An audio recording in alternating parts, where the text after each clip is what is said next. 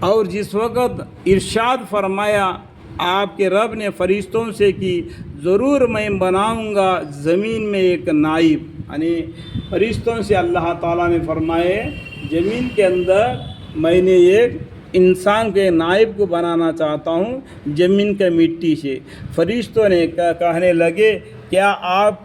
پیدا کریں گے زمین میں ایسے لوگوں کو جو فساد کریں گے اور خون ریزیاں کریں گے؟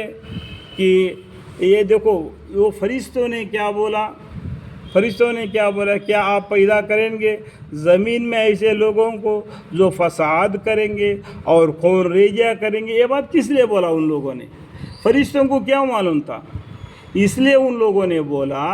کہ زمین کے اندر انسان سے پہلے جنوں تھے، جنوں نے بھی اس طریقے سے نافرمانی کی،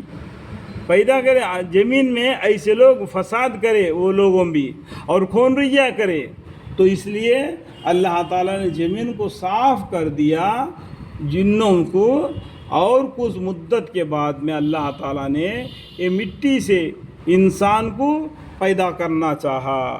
اور فرشتوں نے اس کے بارے میں اس لیے انہوں نے یہ بات کہی تو انہوں نے دیکھی تھی جنوں کے بارے میں، اور ہم برابر تسبیح کرتے رہتے ہیں، یعنی فرشتے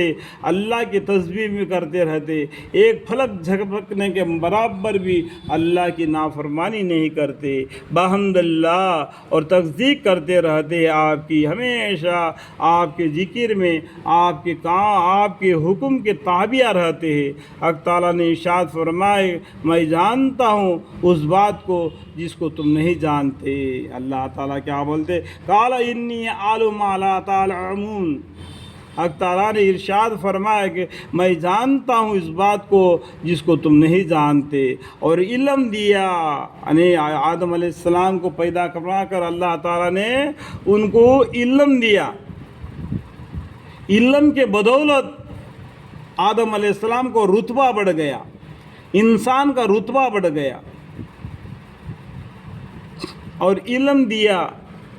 اللہ تعالیٰ نے حضرت آدم علیہ السلام کو، ان کو پیدا کر کے کل چیزوں کا، اسما کا، جتنے بھی زمین پر ہے سب کا، آسمان میں سب کا، ان کا نام تک ان کو علم دیا،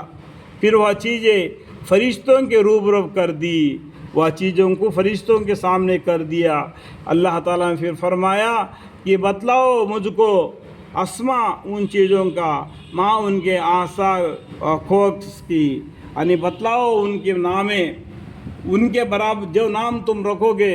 جیسا بلی بنا دیا تو بلی کے بارے میں سبھی جانتے، جیسا چوہا بنا دیا چوہے کے بارے میں سبھی جانتے، یعنی جو نام رکھو گے اس کے اندر اس کے آثار بھی معلوم ہونا چاہیے، تو اس طریقے سے بتلاؤ ان کے اسما کر کے فرشتوں سے اللہ تعالیٰ نے پوچھے، تو ان کے چیزوں کی ماں ان کے آثار خواص کے کہ اگر تم سچے ہو تو بتلاؤ، تو فرشتوں کے سامنے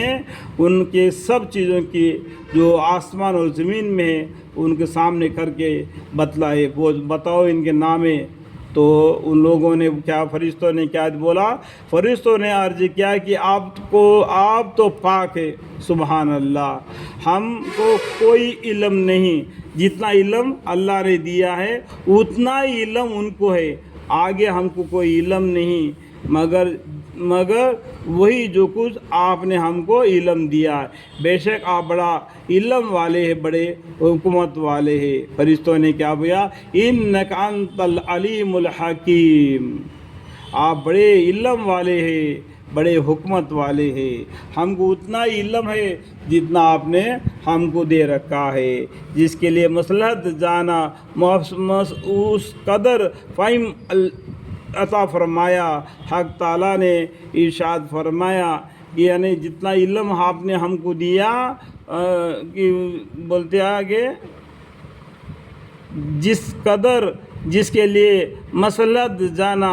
اس قدر فہم و علم عطا فرمایا۔ حق تعالیٰ نے ارشاد فرمایا کہ اے آدم علیہ السلام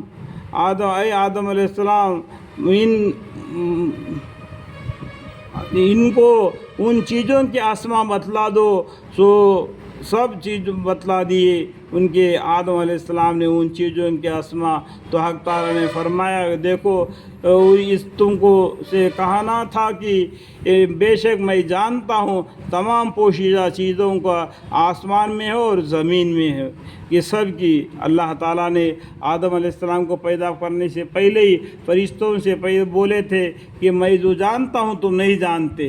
तो आदम अलैहिस्सलाम को पैदा फरमा के अल्लाह ताला ने आदम अलैहिस्सलाम को इल्म दिया और इल्म के बदौलत आदम अलैहिस्सलाम को कह दिए कि बतला दो इनको यानी फरिश्तों को उन चीज़ों का अस्मा और उनके नामे। तो आदम अलैहिस्सलाम ने बता दिए। तो बेशक वह जानता है जो तमाम पोशीदा चीज़ों आसमानों और ज़मीन की अल्लाह ताला जानता है, और जानता है जिस बात को तुम जाहिर करते हो और जिस बात को दिल में रखते हो, यहाँ तक की बातों का अल्लाह ताला जानने वाला बारीक बिन बाक